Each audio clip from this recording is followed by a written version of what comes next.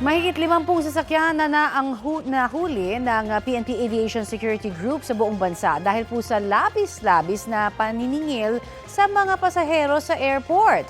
May ulat on the spot si Marisol Abduraman. Marisol?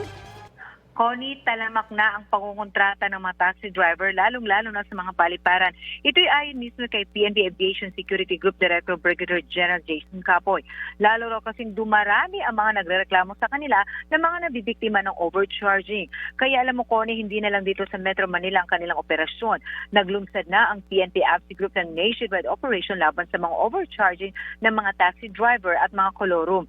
Kahapon nga, Connie, umabot sa 46 na sasakyan ang kanilang nahuli sa tulong ng LTO. 28 dito ay nahuli sa Metro Manila, kabilang na Connie ito ang 11 na mga motor taxi na nahuli nga nila. Rather, kabilang dito, Connie, yung 11 na mga taxi na una nilang nahuli noong June 25.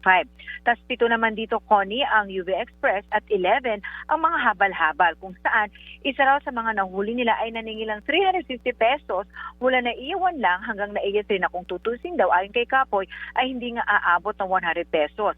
5 taxi naman ang nahuli sa Region 7 ng Cebu at isa naman sa Region 11. Connie, tuloy-tuloy daw ang kanilang magiging operasyon kahit walang nagrereklamo.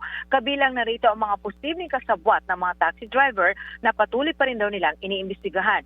Hinihikayat naman nila, Connie, ang publiko na magsumbong sa kanila kapag may reklamo hindi sa labis-labis na paniningil sa pamasahe. Connie. Maraming salamat, Marisol Abduraman.